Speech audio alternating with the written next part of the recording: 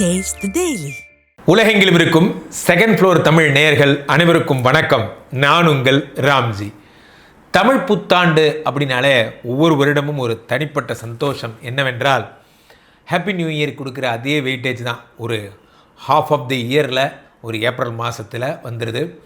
So நம்மளை refresh பண்ணிக்கிற ஒரு விஷயமாக தான் இந்த தமிழ் புத்தாண்டை நம்ம பார்க்குறோம்.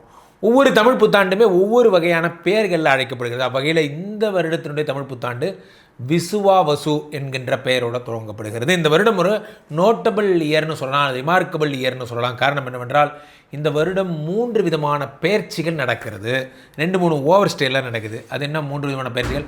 சனி பகவான் இந்த வருடம் கும்பத்திலிருந்து மீனத்திற்கு செல்லுகிறார். அது ஒரு பெரிய ஆர்ப்பாட்டம், வாக்கியமாக திருக்கணிதமாக சனி பெயர்ச்சி இருக்கா இல்லையான்லாம் நடந்து முடிஞ்சுது. பெரும்பாலான 99.99% மக்கள் சொல்லும் வகையிலே சனி பெயர்ச்சி நடந்து முடிந்து விட்டது. மீனத்தில் இப்பொழுது சனி இருக்கிறார். அடுத்து வருகின்ற மே மாதம் 14ஆம் தேதி குரு பெயர்ச்சி நடக்கவிருக்க போகிறது. ரிஷபத்திலிருந்து மிதுன ராசிக்கு வருகிறார். அடுத்ததாக ராகு கேது பெயர்ச்சி நடக்கவிருக்கிறது. கும்பத்திலிருந்து மீனத்தில் இருக்கும் ராகு கும்பத்திற்கு வருகிறார். அதுவும் மே 19ஆம் தேதி நடக்கிறது. ஆக இந்த 3 பெயர்ச்சிகளும் இந்த வருடத்தினுடைய பிரதான பெயர்ச்சிகளாக கருதப்படுகிறது. அதற்கு அடுத்ததாக பார்த்திங்கன்னா சுக்கிரன் இஸ் கோயிங் டு ஓவர்ஸ்டே இன் மீனம். மீனத்தில் ரொம்ப நாள் இருக்க போகிறார்.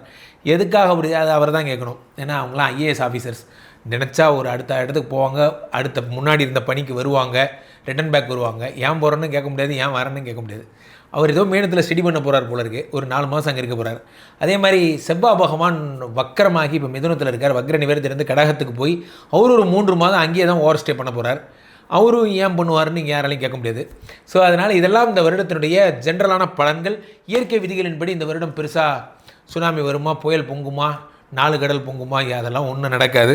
என்னுடைய பலன்கள் எப்பயுமே கொஞ்சம் பாசிட்டிவான பலன்களாக இருக்கும். காரணம் என்னவென்றால் நடக்கக்கூடிய ஒவ்வொன்றுக்கும் கிரகங்கள் தான் காரணம் அப்படின்னு நம்ம சொல்லிகிட்டே போனால் நம்ம வாழவே முடியாது. அதனால் சனி குருவினுடைய வீட்டில் இருக்கிறார். அதனால் பெரிய கெட்ட பலன்கள் எதுவும் இந்த வருடத்திற்கு மக்களுக்கு எதுவும் கிடையாது. பொதுவாகவே குருவனுடைய வீட்டிற்கு சென்ற எந்த கிரகமுமே ஒரு கெடுதல் கடன்களை செய்யாது என்பது விதி. அவ்வகையிலே உங்களுக்கு குரு பகவான் வீட்டிற்கு சென்ற சனி பகவான் நற்பலன்களைத்தான் தருவார். அதே மாதிரி குரு புதனுடைய வீட்டிற்கு மிதுனத்துக்கு செல்வதால் டிஜிட்டல் சம்பந்தமான இன்னோவேஷன்ஸ் எல்லாம் இந்த வருடம் நிறைய நடக்கும். சனி பலம் பெற்று அமர்ந்திருப்பதால் புரட்சி சம்பந்தமான விஷயங்கள், புரட்சிகரமான கட்சிகள் எல்லாம் மேம்படும். அது மாதிரி புரட்சிகரமான சிந்தனைகள் மேலோங்கும். அரசியலில் பெரிய மாற்றங்கள் ஏற்படும். சினி ஃபீல்டு அப்படின்னு எடுத்துக்கிட்டிங்கன்னா நிறைய பேருக்கு இந்த கருத்துக்கள் ஒரு குறும்படங்கள், அதாவது தத்துவார்த்த ரீதியான குறும்படங்கள்லாம் மாபெரும் வெற்றி பெறும். மர்ம நாவல்கள், அமானுஷ்யங்கள் போன்றவைகள் எல்லாம் வெற்றி பெறும்.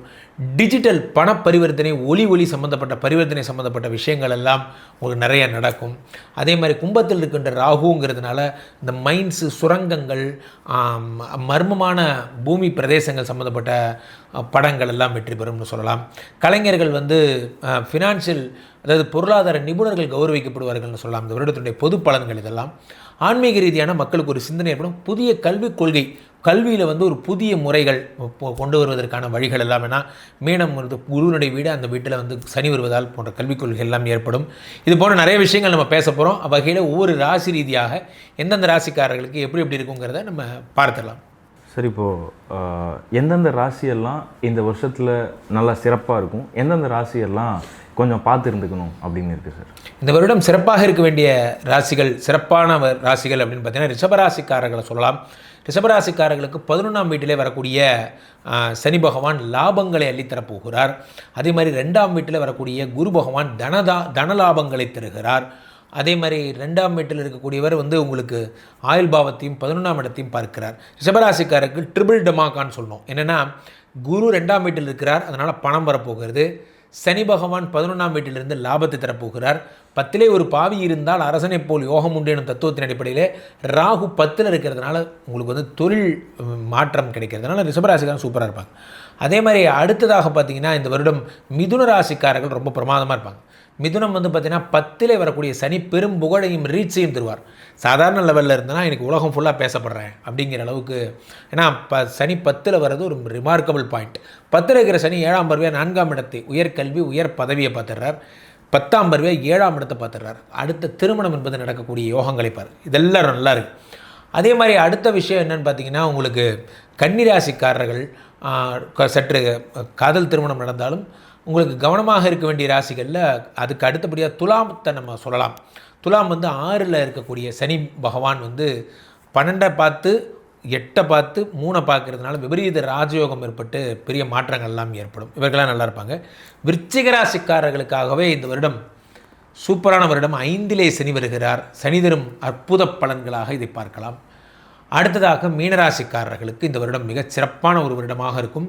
ராசியிலே வரக்கூடிய சனி பகவான் உங்களுக்கு 3, 7, 10 பார்த்து 10ஆம் இடத்தோட தொடர்பை உண்டாக்கி மிக அதிபலத்தை உண்டாக்குற வேர்ல்டு ஃபேமஸ் ஆவாங்க. இதெல்லாம் நடக்கும்.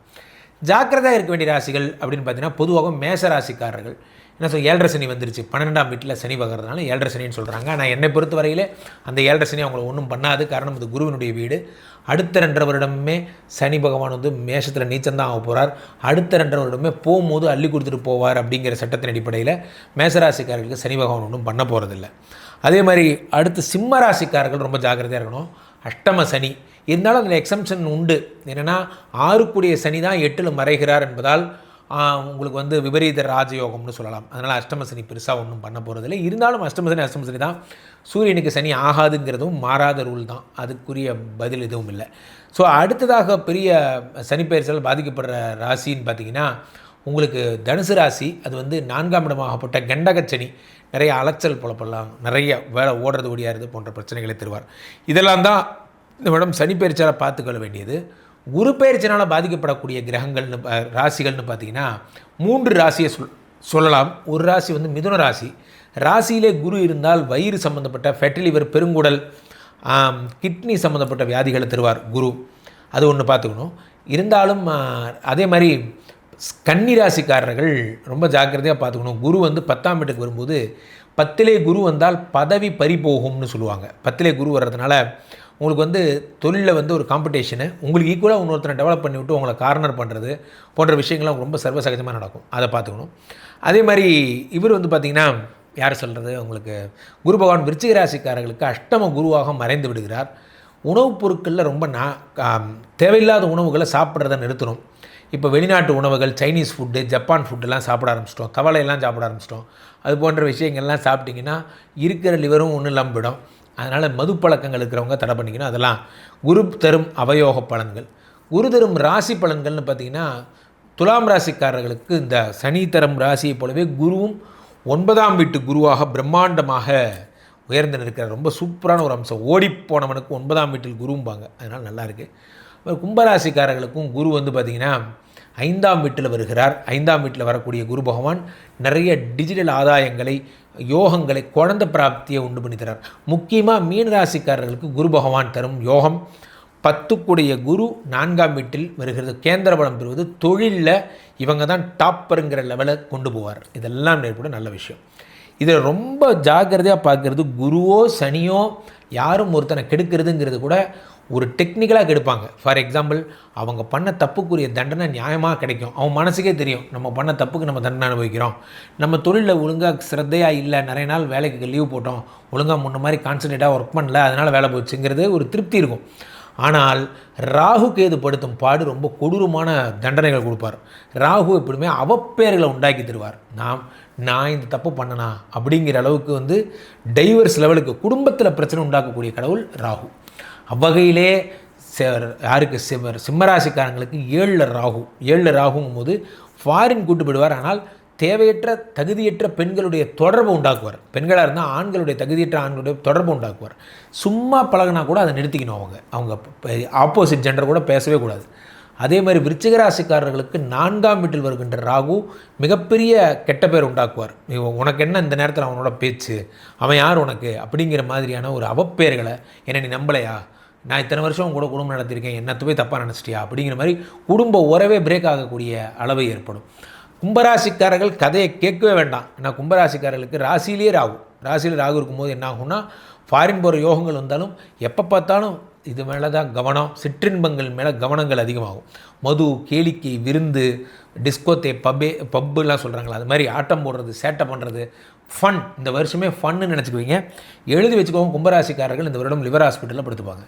ஏன்னா லிவர் ஃபெயிலியர் ஆகக்கூடிய அளவு ராகு வந்து குடிக்க வைப்பார். ராகு என்பதுனா சிற்றின்பத்தின் கடவுள். ஒன்று பெண்களால் அவ பேரோ அல்லது தேவையற்ற போதைப் பொருட்களால் கெட்ட பேரோ உடல்நிலையை கெடுக்கிறதோ பண்ணிட்டு போயிடுவார். இதெல்லாம் நடக்கும். மற்றவர்களுக்கு ஆவரேஜாக இந்த வருடம் மிக அற்புதமான கலைஞர்களுக்கான வருடம், டிஜிட்டல் வருடம் என்று சொல்லலாம். இந்த தகவல் தொழில்நுட்பத்தில் பணிபுரிபவர்களுக்கு இந்த வருடம் ஒரு பொன்னான வருடம். அதே மாதிரி இந்த யூடியூப் மீடியா, சினிமா படம் எடுக்கிறது, இவங்களுக்கெல்லாம் ஒரு பொற்காலம். ஏஐ ஆட்சி செய்யும் வருடம் இந்த வருடம். இந்த வருடம் டிஜிட்டல் யுகம். இந்த வருடத்தை மகிழ்ந்து கொண்டாடலாம்.